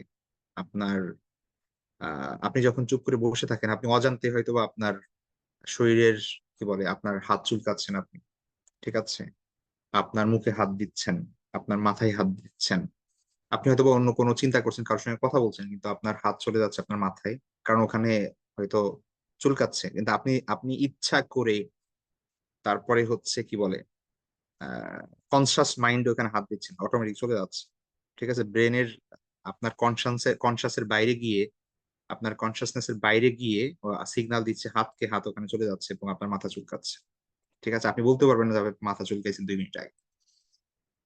তো একটা কারণ থাকে, সবকিছু ঘটার একটা কারণ থাকে। তো এই কারণটা যতক্ষণ না আপনি উপলব্ধি করতে পারবেন, এই কারণটা যতক্ষণ না আপনি আপনার কি বলে লক্ষ্য এবং উদ্দেশ্যে পরিণত করতে পারবেন, ততক্ষণে না, মানে তা না হলে আপনি কি করতে পারবেন না, আপনার যে কাজটা সেই কাজটা আপনি যথাযথভাবে পালন করতে পারবেন না, ঠিক আছে। আপনার দর্শন আগে ঠিক করতে হবে, আপনার চিন্তা, আপনার কি বলে বিশ্বাস এই বিষয়ে, এই থিওরিটিক্যাল দিকগুলো আপনার আগে সর্ট আউট করতে হবে। এই জিনিসগুলো যদি না হয় তাহলে কাজে গিয়ে আপনি হয়তো খেই হারিয়ে ফেলবেন, অথবা ভুল পথে চলে যাবেন, অথবা হচ্ছে আপনার আহ স্পৃহা পাবেন না, কাজের মধ্যে কোনো উদ্যমতা পাবেন না আপনি, ঠিক আছে, এবং যেটা আমাদের ক্ষেত্রে আমাদের দিকে তাকালে আমরা বুঝতে পারি যে আসলে এই বিষয়টা কতটা সত্য, ঠিক আছে। যেমন দেখুন, আমরা নামাজ পড়ছি কিন্তু আমাদের নামাজে মন থাকে না, আমরা কোরআন তেলাওয়াত করছি, মন দিয়ে কোরআন তেলাওয়াত করতে পারছি না, যে কোনো ইবাদত ধরুন আপনি যেভাবে আসলে করা উচিত, বা সাহাবায়ে কেরামের আহ মানে জীবন যদি আমরা দেখি, তারা যেভাবে করেছেন আমরা সেভাবে করতে পারছি না, কারণ কি? অবশ্যই একটা কারণ তো তারা রাসূলের সঙ্গে সংস্পর্শ পেয়েছেন, তারপরে হচ্ছে তারা এমন একটা সময় বাস করেছেন যে সময় কোরআন অবতীর্ণ হচ্ছে, খুব মানে চারিদিকেই ধর্মীয় একটা আহ, গুরুগাম্ভীর্য সময় চলছে। তা আমরা আসলে ফিতনার যুগ ইত্যাদি ইত্যাদি বিভিন্ন কিছু বলা যাবে, কিন্তু আসলে বাস্তবতা হচ্ছে কি, যে তারা আসলে নিজেদের ইমানটাকে এমন একটা পর্যায়ে নিয়ে যেতে পেরেছেন, তাদের কাজের জন্য নিজেদেরকে এমন ভাবে প্রস্তুত করেছেন যে তারা সর্বোচ্চ এফোর্ট দিয়ে সর্বোচ্চ উদ্যমতার সাথে সেই কাজগুলো করতে পেরেছে। আমরা এখন যাই পড়ি না কেন, নামাজ পড়ি 5 ওয়াক্ত, যেভাবে রোজা রাখি, হজ করি, জাকাত দেই, এগুলো কোনো কিছুই ইসলামের প্রথম যুগে ছিল না, কোনো কিছুই ছিল না। 5 ওয়াক্ত নামাজ ফরজ হয় আহ নবুয়তের 10ম বছর অথবা 11তম বছর মেরাজের সময়, এবং বাকি নাম মানে নাম হজ, জাকাত, রোজা, এই সব বিষয় ফরজ হয় মূলত হিজরতের পরে, অর্থাৎ কমপক্ষে 13 বছর পরে ইসলাম আসা। আপনার কি মনে হয় যে এই প্রথমে কি কাজ করেছেন সাহাবায়ে কেরাম? তাদের মেইন জিনিসটা ছিল কি? হ্যাঁ, নামাজ পড়তেন, তখনও 2 রাকাত 2 রাকাত করে সকাল বিকাল নামাজ পড়তেন, কিন্তু এই সময়ের মধ্যে দেখবেন 114টা সূরার অধিকাংশ সূরাই হচ্ছে আপনার মাক্কি সূরা, মাত্র 22টা সূরার মতো হয়তো বা মাদানী সূরা, ঠিক আছে। বাকি অধিকাংশ সূরা, 80-এর অধিক সূরা হচ্ছে মাক্কি সূরা, মক্কায় অবতীর্ণ হয়েছে। তাহলে এত বিশাল অ্যামাউন্টের আহ সূরা, সেখানে আসলে কি বলেছেন আল্লাহ সুবহানাহু ওয়া তাআলা? আপনি যদি একটু চিন্তা করেন, আপনি দেখবেন যে এখানে আসলে মূলত ইমান ইমান ইমান ইমান, আকিদা আকিদা আকিদা, এগুলোর কথা বলা হয়েছে, ঠিক আছে। অর্থাৎ আপনি যে নামাজটা পড়বেন আরো 10 বছর পরে, আপনি যে রোজাটা রাখবেন, আপনি যে জাকাত দিবেন, আপনি যে হজ করবেন, এটা কেন করবেন, ওইটার জন্য মূলত প্রস্তুতি তাদেরকে এই 10 বছর ধরে, এই 13 বছর ধরে নিতে হয়েছে, ঠিক আছে। তাদের ইমানটা এমন একটা পর্যায়ে গিয়েছে যে এখন তারা নামাজে দাঁড়ালে তাদেরকে তীর মারলেও তাদের শরীরে এখান থেকে ওদিকে চলে যাচ্ছে তীর, কিন্তু তাদের খেয়াল নেই যে তাদের শরীরে তীর লাগছে, ঠিক আছে। এবং আমরা সেই ঘটনা বাস্তবেও দেখি। তারা এতটাই মানে কি বলে, তারা এতটাই ইমানটা এমন পর্যায়ে গেছে, আল্লাহ রাসূলের কাছে সাহাবীরা গিয়ে আবেদন জানাচ্ছে, হে আল্লাহ রাসূল, আমরা কি বলে নিজেদেরকে খাসি করে ফেলি, মানে খাসি করা মানে তো বুঝতে পারছেন, অর্থাৎ নিজেদের মানে জৈবিক চাহিদা এটা কেটে ফেলি, এটার আর দরকার নাই, কারণ আমরা একদম আল্লাহর রাস্তায় নিজেদেরকে করে দিব, উৎসর্গ করে দিব। আল্লাহ রাসূল বলছেন, না না, এই কাজ করা যাবে না। সেটা আলাদা ব্যাপার, কিন্তু তারা এই কথা বলছেন আল্লাহ রাসূলকে, এই এই ফরিয়াদ জানিয়েছেন, এই আবেদন করেছেন, মানে ইমানের লেভেলটা এই পর্যায়ে চলে গেছে। ঠিক আছে, তারা রাতে ঘুমাতেন না, রাতে ঘুমাতেন না, সারাদিন রোজা রাখতেন। আল্লাহ রাসূল সাল্লাল্লাহু আলাইহি ওয়াসাল্লাম নিজে পর্যন্ত তাদেরকে বলছেন যে, "এই তোমরা এমনটা করো না, তোমরা ঘুমাও, তারপরে নামাজ পড়ো, কিছু সময় ঘুমাও, কিছু সময় নামাজ পড়ো, একদিন রোজা রাখো, একদিন রাখো না।" কিন্তু লাগাতার আল্লাহর জন্য রোজা রাখা, লাগাতার রাতে না ঘুমিয়ে নামাজ পড়া, মানে ইমানের লেভেলটা এই পর্যায়ে চলে গেছে যে আল্লাহ রাসূলকে বলতে হচ্ছে যে একটু কম করো। ঠিক আছে, তো ইমানের মেহনত, ইমান বৃদ্ধির মেহনত, এটা সব থেকে গুরুত্বপূর্ণ। আমাদের সমস্যা হচ্ছে, আপনি নামাজ পড়া শিখছেন, ছেলে সন্তানকে, আপনাদের ছোট ছেলে মেয়ে যারা যারা আছে, ভাই বোন আছে, বাপ মা সারাদিন নামাজ পড়, নামাজ পড়, নামাজ পড়, কোরআন পড়, কোরআন পড়, কোরআন পড়। ও জানেও না যে ও কেন পড়বে, ও বুঝেও না যে ও কেন পড়বে। ও এটাকে একটা বিরক্তির কারণ হিসেবে নিচ্ছে যে আমি এখন গেমস খেলতেছি, আমি এখন বাইরে যাবো, আমার এখন নামাজ পড়তে বলতেছে, আমি এখন ঘুমাচ্ছি, আমার এখন নামাজ পড়তে বলতেছে, আমার বাবা মনে হয় আমাকে ভালোবাসে না, ইত্যাদি ইত্যাদি, খালি পাইছে নামাজ নামাজ নামাজ নামাজ। আর একটা সময় ও বিতৃষ্ণা চলে আসে, ওরা দেখা যাচ্ছে যে আস্তে আস্তে দেখা যাচ্ছে যে বাবা মা থেকে দূরে চলে গেলে পরে নামাজই পড়া ছেড়ে দেয়। ঠিক আছে, তো যেই জিনিসটা করতে হবে সেটা হচ্ছে ইমান কিভাবে বৃদ্ধি করা যায়, আল্লাহর ভালোবাসা কিভাবে তাদের মধ্যে তৈরি করা যায়, এই কাজটা সবার আগে। এটা এটা আমাদের জন্য সত্য, আমাদের বাচ্চার জন্য সত্য, সাহাবীদের জন্য এটাই সত্য ছিল। এখন আল্লাহ রাসূল সাল্লাল্লাহু আলাইহি ওয়াসাল্লাম এবং আল্লাহ সুবহানাহু ওয়া তাআলা তাদের ইমান বৃদ্ধি করা, ইমান ঠিক করা, আকীদা ঠিক করা, তারপরে হচ্ছে আল্লাহর সাথে ভালোবাসা তৈরি করা, এই জিনিসটার কাজ করছেন দীর্ঘ 10 বছর। এবং এমন ইমান তৈরি হয়েছে তাদের যে কিসের অত্যাচার, কিসের কি বলে শাসন, মক্কার কাফেরদের নির্যাতন, কোনো কিছুই তারা পরোয়া করেন নাই। নিজের মাতৃভূমি ছেড়ে দিয়েছেন, নিজের সম্পদ আহ, ফেলে এসেছেন, নিজের পরিবার ফেলে এসেছেন, কোনো কিছুর তোয়াক্কা করেন নাই, তাদের ইমান এমন একটা পর্যায়ে চলে গিয়েছে। সুতরাং এটা খুবই ইম্পর্টেন্ট যে আমরা জানবো যে ইমানটা আসলে কতটা গুরুত্বপূর্ণ। ইমান হচ্ছে নেক আমলের মূল ভিত্তি। ঠিক আছে, ইমানটা হচ্ছে নেক আমলের মূল ভিত্তি। ইমান যদি না থাকে, যেমন ধরেন আপনি যদি 1,000 টাকা লেখেন, তাহলে আপনার লিখতে হবে এক, তারপরে 3টি শূন্য। আপনি 10,000 লিখতে হলে আরেকটা শূন্য বাড়াতে হবে, 1,00,000 লিখলে আর একটা শূন্য বাড়াবেন। ঠিক আছে, এভাবে 10 লক্ষ লিখলে আরেকটা শূন্য বাড়াবেন, 1 কোটি লিখলে আরেকটা শূন্য বাড়াবেন, এভাবে আপনি ভালো কাজ করবেন, শূন্য বাড়বে বাড়বে বাড়বে। কিন্তু আপনার যদি ইমান না থাকে, মানে মাঝের শুরুতে যদি যে একটা আছে সেই এক যদি না থাকে, তাহলে আপনার যত ভালো কাজ আপনি করেছেন, আপনি দান করেছেন, সাদাকা করেছেন, আপনি ডোনেট করেছেন, আপনি হাজার হাজার কোটি টাকা আপনি মানুষের ভালোর জন্য ব্যয় করেছেন, এগুলো কোনো কিছুই কোনো কাজে আসবে না। ভালো কাজের যত ধরনের ভালো কাজ আছে, এই সকল ভালো কাজের মূল ভিত্তি হচ্ছে ইমান। ইমান না থাকলে আপনার দুনিয়ার যত নেক আমল আছে সব বৃথা, এগুলো কোনো কাজে আসবে না। এবং সেগুলো কোরআনে সে বিষয়ে স্পষ্ট। ঠিক আছে, কেউ যদি, মানে যে ব্যক্তির ইমান নাই, কোরআনের ভাষায় তাকে বলা হয় কাফের অথবা মুশরিক। ঠিক আছে, ইসলামিক পরিভাষায় আয়দার সে কাফের অথবা মুশরিক, অর্থাৎ কুফরি করেছে অথবা শিরিক করেছে, এই কারণে তার ইমান নেই। এখন কুফর শিরিক কি ব্যাপারে আমরা ডিটেলস ইনশাআল্লাহ পড়বো, আমাদের সামনে ক্লাসে আসবে। ঠিক আছে, আল্লাহ সুবহানাহু ওয়া তাআলা বলছেন, ইন্নাল্লাযীনা কাফারু ওয়া মাতু ওয়া হুম কুফফার, নিশ্চয়ই যারা কুফরি করেছে এবং এই অবস্থায় মৃত্যুবরণ করেছে, ফালাই ইউকবালা মিন আহাদিহিম মিলউল আরদি যাহাবাও ওয়ালা বিফতাদা বিহি, তারা যদি পৃথিবী ভর্তি স্বর্ণ মানে কি করে, দান করে, বা এটার বিনিময় স্বরূপ প্রদান করে, এগুলো কোনো কিছুই গ্রহণ করা হবে না। উলাইকা লাহুম আযাবুন আলীম, তাদের জন্য আছে যন্ত্রণাদায়ক শাস্তি, ওয়া মা লাহুম মিন নাসিরিন, তাদের কোনো সাহায্যকারী হবে না কিয়ামতের দিন। সূরা আলী ইমরান। আল্লাহ সুবহানাহু ওয়া তাআলা বলছেন মুশরিকদের ব্যাপারে, আল্লাহ আরো বলছেন, এটা হচ্ছে কাফেরদের ব্যাপারে। মুশরিকদের ব্যাপারে আল্লাহ বলছেন, ইন্নাল্লাহা লা ইয়াগফিরু আন ইউশরাকা বিহি ওয়া ইয়াগফিরু মা দুনা যালিকা লিমান ইয়াশা, নিশ্চয়ই আল্লাহ সুবহানাহু ওয়া তাআলা যারা শিরিক করেছে, যে আল্লাহর সঙ্গে যা শিরিক করা হয়েছে, এই গুনাহ আল্লাহ ক্ষমা করেন না। ওয়া ইয়াগফিরু মা দুনা যালিকা লিমান ইয়াশা, এছাড়া অন্য যে কোনো গুনাহ আছে আল্লাহ ক্ষমা করে দেন। মানে এর মানে হচ্ছে কেউ যদি শিরিক করে এবং শিরিক অবস্থায় মৃত্যুবরণ করে, তাহলে এই অবস্থায় তার আর কোনো ক্ষমা নেই। হ্যাঁ, সে যদি পৃথিবীতে থাকতে শিরিক থেকে ফিরে আসে, তওবা করে, আবার ঈমান আনয়ন করে, সেটা আলাদা ব্যাপার। ঠিক আছে, আপনি এমনি কোনো গুনাহ করলেন, আল্লাহ হয়তোবা আপনাকে কি করে দিবে, মাফ করে দিতে পারেন।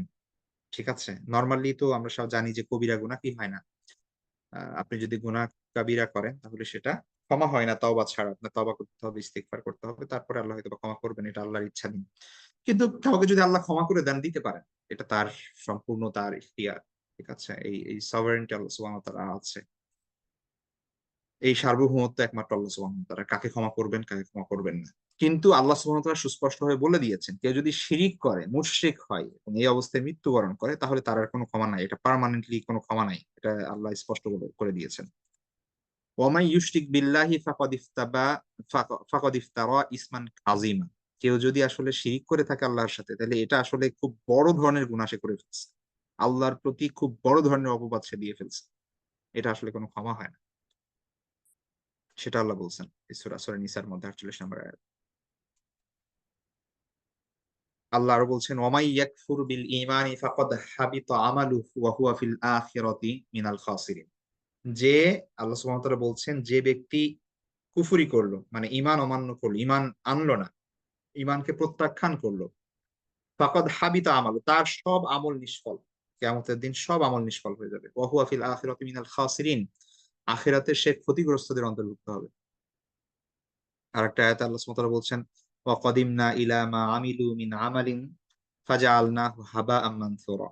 আর তারা যে আমল করেছিল, আল্লাহ বলছেন যে আমি তার কাছে যাব এবং তা বিক্ষিপ্ত ধূলিকণায় পরিণত করব। মরুভূমির মধ্যে যদি আপনি বালু হাতে নেন, তারপরে ছড়িয়ে ছিটিয়ে দেন, এটা যেভাবে মানে বিক্ষিপ্ত ধুলা মানে ধুলাবালিতে যেভাবে পরিণত হয়, তেমনি ভাবে এটা আপনার আল্লাহ মানুষের আমল যত ভালো কাজ করেছে এই পৃথিবীতে, সেই ভালো কাজগুলো এইভাবে বিক্ষিপ্ত ধূলিকণায় পরিণত হবে কিয়ামতের দিন। অন্যটা আল্লাহ সুবহানাহু ওয়া তাআলা বলছেন, মাসালুল লাযিনা কাফারু বিরাব্বিহিম, তাদের উদাহরণ যারা আল্লাহ তাদের রবের সাথে কুফরি করেছে, তাদের উদাহরণটা কি? আমালুহুম কারমাদিন, তাদের আমল হচ্ছে কিসের মতো?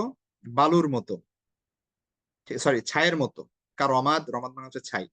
ইশতাদ্দাত বিহির রিহু ফি ইয়াউমিন আসিফ, একটা ঝড়ের দিনে যদি খুব ঝাপটা হাওয়া আসে, জোরে বাতাস আসে, তাহলে সে ছায়ের কি হয়? সে অবস্থা হবে। অর্থাৎ সব বিক্ষিপ্ত হয়ে চলে যাবে, দেখবে যে ছাই নাই।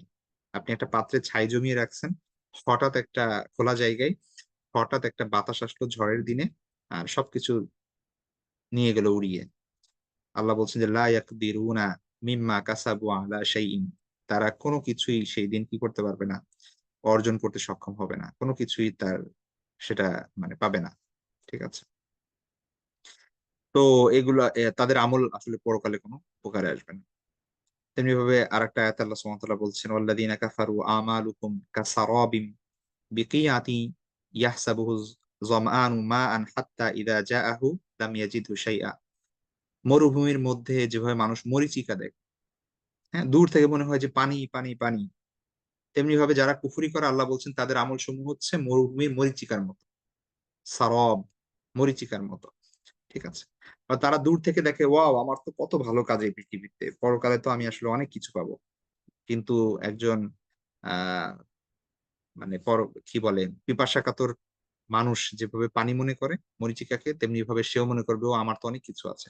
কিন্তু আল্লাহ বলছেন যখন সে কাছে যায় দেখে কিছুই নাই। তো তেমনি ভাবে কিয়ামতের দিন এমন হবে তা। তো এই হচ্ছে বিষয়, আসলে মূলত বাস্তবতায় এমনটাই। তো এখন কেউ যদি দুনিয়ায় ভালো কাজ করে, এই জন্য কোন কোন কাফেরকে আল্লাহ সুবহানাহু ওয়া তাআলা এই দুনিয়ায় তাকে স্বাচ্ছন্দ্য দিয়ে দেন। দুনিয়ায় তার যে আল্লাহ সুবহানাহু ওয়া তাআলা তাকে পানি দিচ্ছেন, খাবার খাওয়াচ্ছেন, তার বিনিময় এটাই। ঠিক আছে, পরকালে আর তার কোনো ইয়া থাকবে না, প্রাপ্তি থাকবে না।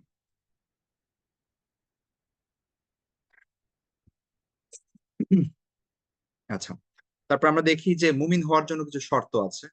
এটা ইম্পর্টেন্ট এই বিষয়গুলো, যে আল্লাহ সুবহানাহু ওয়া তাআলা কোরআনে এমনটা বলেছেন যে তোমরা কি মনে করছো যে তারা কি মনে করছে যে শুধু লা ইলাহা ইল্লাল্লাহ বললাম আর জান্নাত পেয়ে গেলাম, এত সহজ ব্যাপারটা? নাকি কোন ধরনের শর্ত আছে, কোন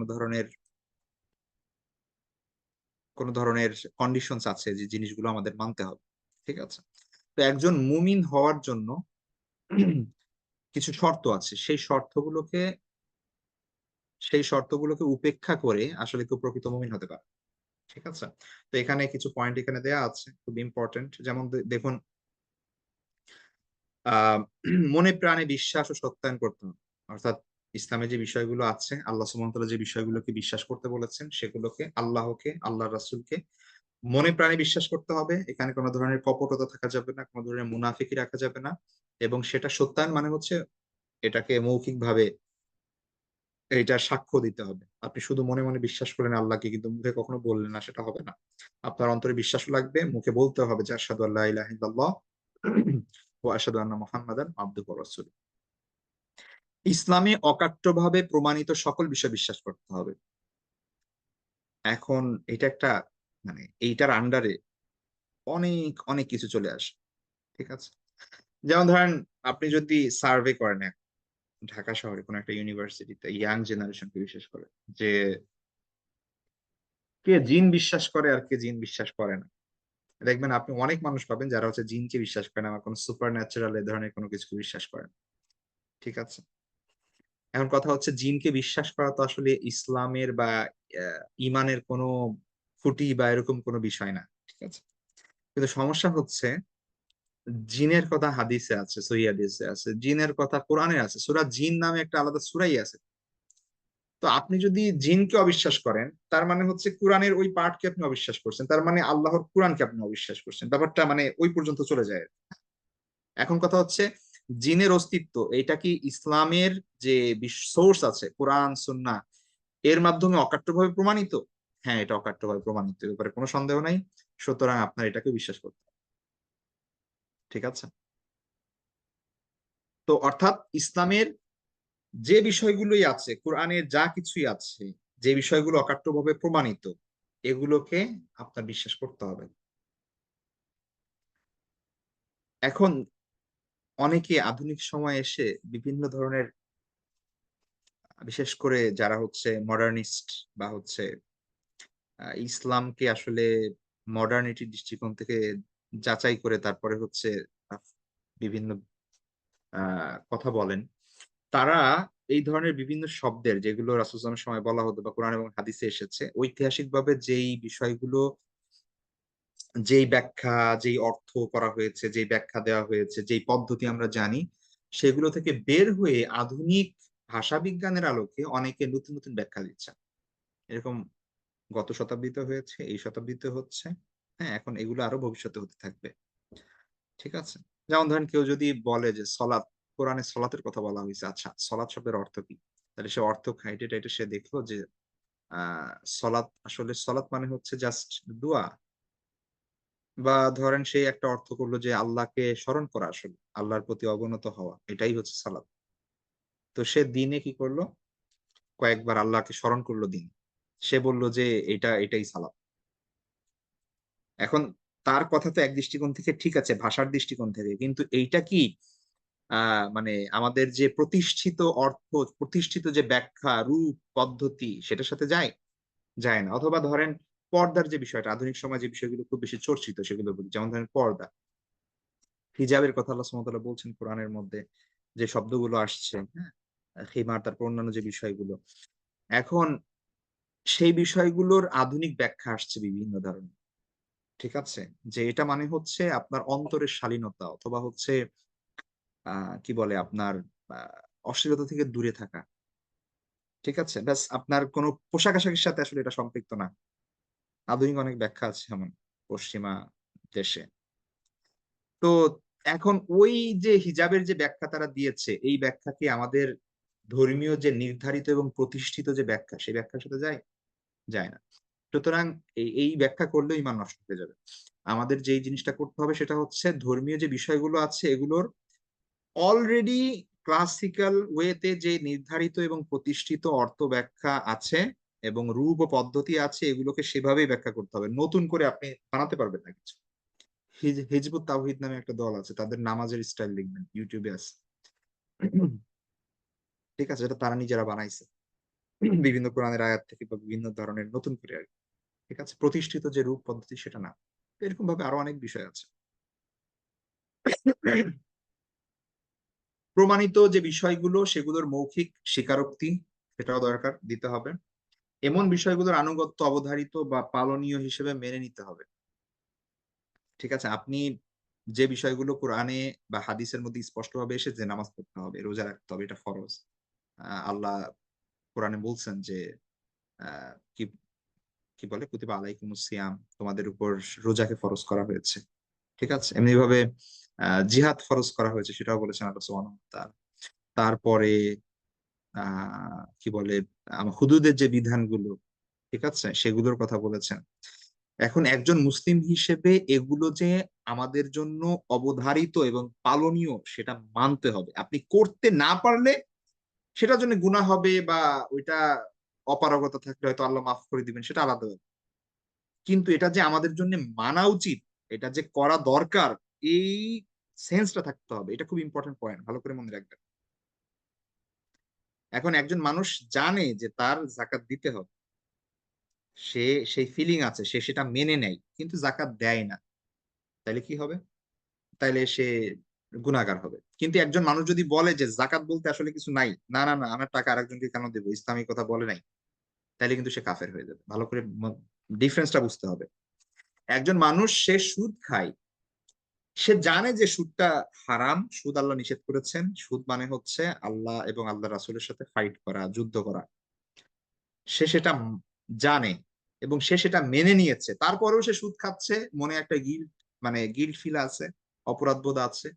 হয়তো আল্লাহ তাকে কি তার গুনাহ হচ্ছে অবশ্যই এটা, সে হয়তো তাওবা করলে আল্লাহ তাকে মাফ করে দিবে। কিন্তু যে ব্যক্তি স্বীকারই করছে না যে সে যেটা করছে সেটা সুদ, অথবা সুদ খাওয়া যে জায়েজ না, হারাম, এটা সে স্বীকারই করছে না, সে বলতেছে যে না না, এটা এটা সুদ না, এটা সমস্যা না, ঠিক আছে, ইত্যাদি ইত্যাদি বিভিন্ন ভাবে, তখন এটা কিন্তু কুফুরির মধ্যে চলে যাবে। ভালো করে খেয়াল করুন পার্থক্যগুলো।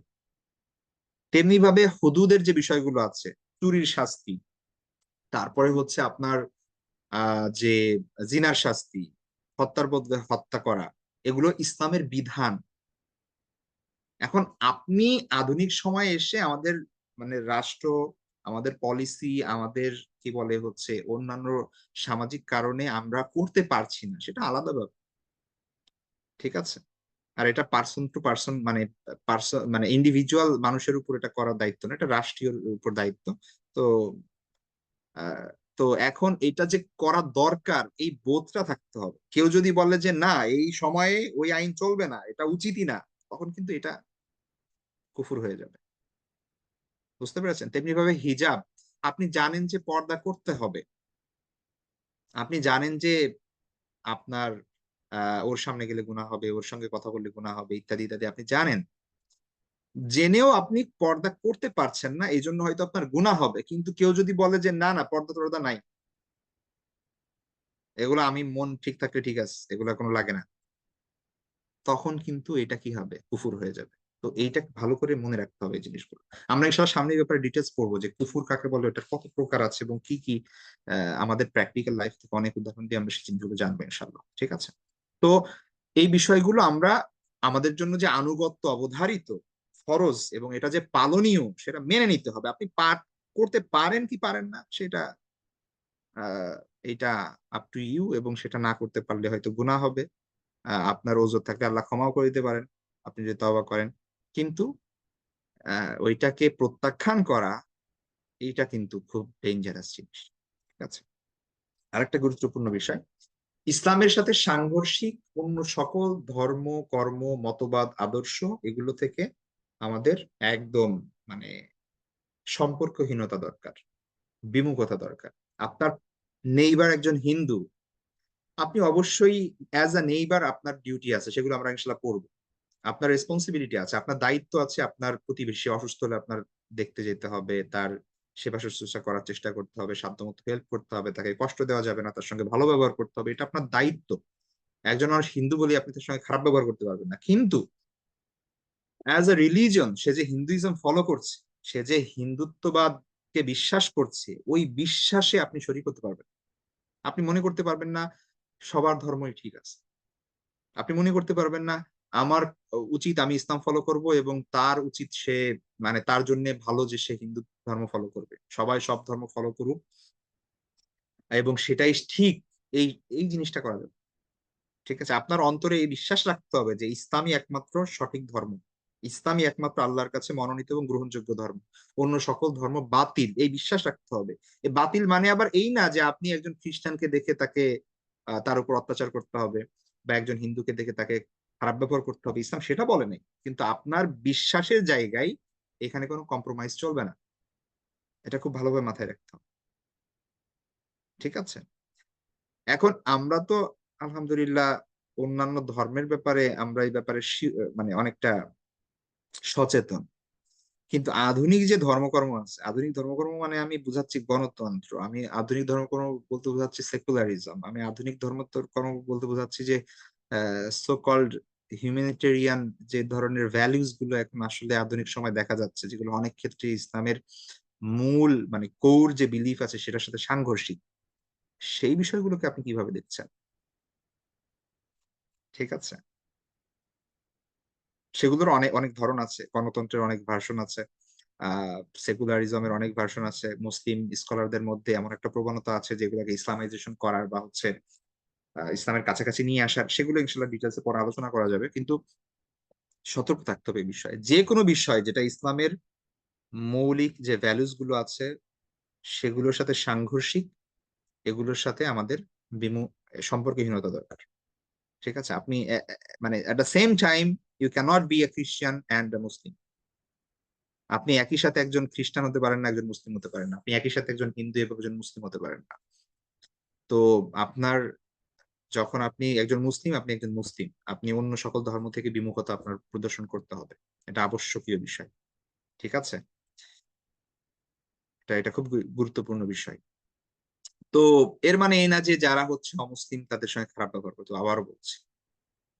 ঠিক আছে, আল্লাহ জোর জবরদস্তি করে কাউকে ইসলাম ধর্মে দীক্ষিত করার কথা বলেন নাই, এবং এটা নিষেধ, জায়েজও নাই যে আপনি জোর করে তলোয়ার ধরে বন্দুক ধরে কাউকে বলবেন যে এই বল লা ইলাহা ইল্লাল্লাহ। এটা এটা এর দ্বারা মুসলমান তৈরি হয় না, এটা মুনাফিক তৈরি হয়।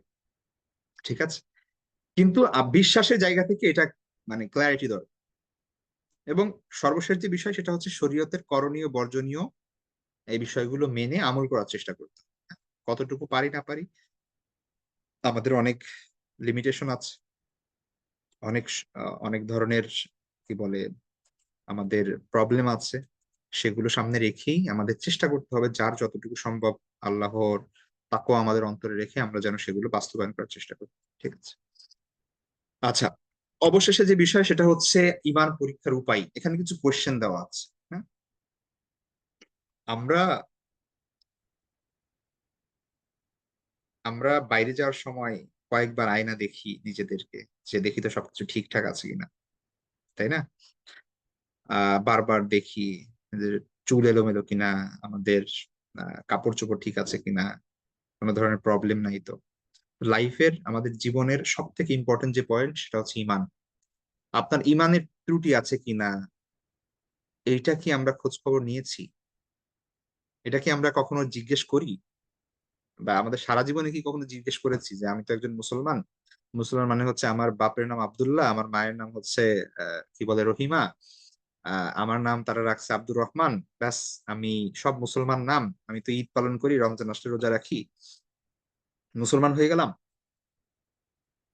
তো ইমানটা আসলে আছে কি নাই, বা থাকলে কতটুকু, এটা আসলে যাচাই করবো কিভাবে? ঠিক আছে, আমি তো পরকালে আল্লাহ সুবহানাহু ওয়া তাআলা যখন আমাকে জিজ্ঞেস করবেন, সেই সময় তো শুধু আমি এটা বলতে পারবো না যে আমার বাবা মা মুসলমান ছিল, আমি অমুক বংশের, ঠিক আছে, সাইয়েদ বংশের, বা হচ্ছে আমি অমুক আহ, কি বলে আহ, অমুক বড় স্কলারের বংশের লোক। ঠিক আছে, এইসব বলে লাভ নাই তখন। তো এইখানে নিজেদেরকে কিছু কোশ্চেন করতে হবে, এবং নিজেদের বিভিন্ন ক্ষেত্রে, লাইফের বিভিন্ন ক্ষেত্রে নিজেদের মনোভাব এবং কর্মের প্রতি দৃষ্টি দিতে হবে। ঠিক আছে, আপনি নিজেকে জিজ্ঞেস করতে হবে যে আমার মধ্যে আমি যে বিশ্বাসগুলো করি সেই বিশ্বাসের মধ্যে কি কোনো কুফুরি শিরিকি আকীদা আছে।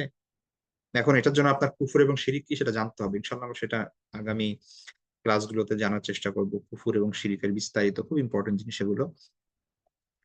নিফাক নেই তো আমার মধ্যে, এটা জিজ্ঞেস করতে হবে। নিফাক মানে হচ্ছে মুখে একটা, মনে একটা, বলছেন একটা, করছেন একটা, অন্তরে আর একটা আছে, এরকম নেই তো?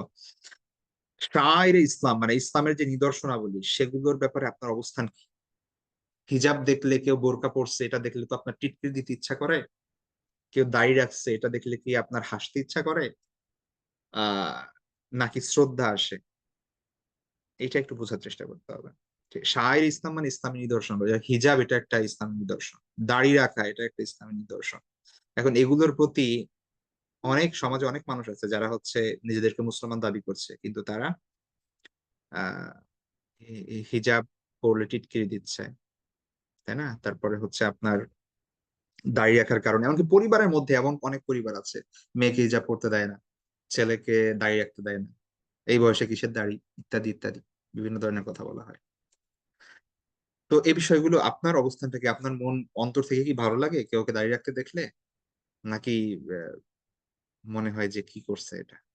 ঠিক আছে, এটা একটু অবস্থা একটু নিজেকে একটু যাচাই করবেন। অন্যের যে অন্য ধর্মের যে শায়ের আছে, ঠিক আছে, বা মানে হচ্ছে বিধর্মী, তারপরে হচ্ছে আপনার ফাসেক ফুজ্জার যারা আছে, এদের যে আধুনিক যে বিভিন্ন ট্রেন্ড, সেগুলোর প্রতি আমাদের কোনো ভালোবাসা নাই তো? এই জিনিসগুলো খেয়াল করতে হবে। অপছন্দ পছন্দের ক্ষেত্রে আল্লাহ এবং আল্লাহ রাসূলের উপর নিজেকে প্রাধান্য দিচ্ছি না তো? নিজের ছেলে মেয়ে বিয়ে দেওয়ার ক্ষেত্রে হোক, নিজে বিবাহ করার ক্ষেত্রে হোক, তারপরে আপনি লেখাপড়া কোথায় করবেন, তারপর হচ্ছে কোথায় মানে কোন সাবজেক্ট চুজ করবেন, কোন ভার্সিটি চুজ করবেন, এই সকল ক্ষেত্রে লাইফের বিভিন্ন ক্ষেত্রে আপনি কোন জিনিস পছন্দ মানে অগ্রাধিকার দিচ্ছেন কোন জিনিস, যেটা আপনাকে আস্তে আস্তে আল্লাহর দিকে নিয়ে যাবে, নাকি যেটা আল্লাহ থেকে দূরে সরিয়ে দিবে? আপনার মেয়েকে আপনি স্কুলে পড়াচ্ছেন, এখন একটা আছে গার্লস স্কুল, কিন্তু দেখা যাচ্ছে সেটা অথবা হয়তো বা অতটার নাম বা ইয়া নেই, ঠিক আছে। আবার একটা আছে আপনার কম্বাইন্ড স্কুল, ছেলে মেয়ে একসঙ্গে লেখাপড়া করছে, এটা খুব নাম আছে। তো আপনি জাস্ট এইটার কারণে যে এখানে একটু বেশি নাম, এটার জন্য আপনার মেয়েকে এখানে দিয়ে দিচ্ছেন, ঠিক আছে। তো এই জিনিসটা আসলে কিসের কারণে করছেন? এই জিনিসগুলো মূলত আমরা আমাদের ইমানের দৈন্যতা এই জিনিসগুলোর দ্বারা প্রকাশ পায় যে আসলে আমাদের অবস্থাটা আসলে কি, ঠিক আছে। যাই হোক, এখানে কিছু কোশ্চেন দেওয়া আছে, আপনারা একটু দেখবেন। একটা লাস্টের জিনিসটা বলি যেটা খুব প্রাসঙ্গিক, সেটা হচ্ছে দেখেন, দলের স্বার্থে দলনেতার কথাই নিজের ইমান আমলকে ক্ষতির মুখে ফেলছি না তো? এমন একটা, এখন আমাদের অবস্থাটা এমন একটা হয়ে গিয়ে বিষয় হয়ে গিয়েছে যে আহ যারা রাজনৈতিক কোনো দল বা কোনো দলের সাথে সম্পৃক্ত, তাদের নেতাদের কোনো কথা মানে হচ্ছে যে মানে আল্লাহ এবং আল্লাহ রাসূলের কথা থেকে অনেক বেশি ইম্পর্টেন্ট। ওরে মারতে হবে, হ্যাঁ যাই মারবো, ঠিক আছে, খুন করব, নেতা বলছে। তো ব্যাপারটা হচ্ছে এরকম। তো আমরা ইনশাল্লাহ পলিটিক্যাল বিষয়ে আমাদের একটা সাবজেক্ট, আমাদের একটা সেশন থাকবে, রাজনীতি এবং দল করা বা ইত্যাদি বিষয়গুলো নিয়ে, সেখানে এই বিষয়গুলো নিয়ে ডিটেলস আলোচনা করবো। কিন্তু এই জিনিসগুলো খুব ইম্পর্টেন্ট, বোঝা বোঝা দরকার, ঠিক আছে। এই বিষয়গুলো আপনাকে বুঝতে সাহায্য করবে যে আসলে আমাদের ইমান কতটুকু আহ আছে, কতটুকু নাই, বা কোন স্তরে আছে, ঠিক আছে। পজিটিভিটি এবং নেগেটিভিটি এই জিনিসগুলোর মাধ্যমে বের হবে ইনশাল্লাহ। তো যাই হোক, আমাদের আহ আজকে অনেকটা সময় পার হয়েছে, আমরা ক্লাস শেষ করব। নর্মালি আমাদের ক্লাস হবে 9টা থেকে 10টা বা 10:30 পর্যন্ত যেতে পারে, আজকে আমরা যেহেতু দেরি করে শুরু করেছি এই কারণে লেট হয়ে গেল। ইনশাল্লাহ আশা করি নেক্সট ক্লাস থেকে আর এই সমস্যা হবে না। আপনারা এখানে কিছু অনুশীলন দেওয়া আছে, আপনারা পুরোটা পড়বেন, পড়ে নিজেদের এই ধরনের কোশ্চেন করার চেষ্টা করবেন যে এখানে যে কোশ্চেন গুলো আছে সেগুলোর উত্তর আপনারা দিতে পারছেন কিনা, ঠিক আছে। একই পরিবারের অন্যান্য সদস্যদেরকে আপনারা সম্পৃক্ত করেন, ঠিক আছে। আপনি আপনার ছেলে মেয়ে থাকলে তাদেরকে, তাদের হেল্প নেন, তাদেরকেও ক্লাসে যুক্ত করেন, আপনার সঙ্গে পাশে বসান, বোঝানোর চেষ্টা করেন। বিশেষ করে প্রথম দিকে যে ইমানের ক্লাসগুলো হচ্ছে, আকীদার ক্লাসগুলো হচ্ছে, এগুলো খুবই ইম্পর্টেন্ট, প্রত্যেকের জন্য জরুরি, ঠিক আছে। আপনার ভাই বোন থাকলে তাদের সঙ্গে নিয়ে একসাথে ক্লাস করেন, এবং একসঙ্গে ডিসকাস করেন এই বিষয়গুলো, এগুলো খুব ইম্পর্টেন্ট। আমরা সামষ্টিকভাবে সবাই মিলে যদি সচেতন না হই তাহলে কখনোই মানে প্রকৃত মুসলিম হওয়া আসলে সম্ভব না। কারণ শুধু ব্যক্তিগতভাবে ইসলাম পালন করা যায় না, অনেক ক্ষেত্রেই সে পরিবারের দরকার হয়, অনেক ক্ষেত্রেই সমাজের সকল মানুষের মানে অংশগ্রহণ দরকার হয় অনেক বিষয়ে। তো সামাজিক ভাবে যদি ইসলাম না আসে, পারিবারিক ভাবে যদি ইসলাম না আসে, শুধু ব্যক্তিগত ভাবে ইসলাম পালন করতে গিয়ে আরো দেখা যাচ্ছে যে অনেক প্রবলেমের মুখে পড়তে হয়। তো এই জন্য আমরা চেষ্টা করবো ইনশাল্লাহ দাওয়ার কাজটা করার। হ্যাঁ, আমাদের যেহেতু এগুলোর রেকর্ড থাকবে, এখনো যদি কেউ ভর্তি হইতে চাই বা রেজিস্ট্রেশন করতে চাই তারা কিন্তু রেজিস্ট্রেশন করতে পারবে। আপনারা একটু চেষ্টা করবেন ছড়িয়ে দেওয়ার জন্য এই বিষয়গুলো, যেহেতু খুবই ইম্পর্টেন্ট। ঠিক আছে, আমাদের ক্লাস এ পর্যন্ত আজকে। নেক্সট ক্লাস ইনশাল্লাহ আবার আমাদের আগামী বুধবারে। তো ভালো থাকবেন সে পর্যন্ত, সবাই দোয়া করবেন। আল্লাহ হাফেজ। আসসালামু আলাইকুম ওয়া রাহমাতুল্লাহি ওয়া বারাকাতুহু।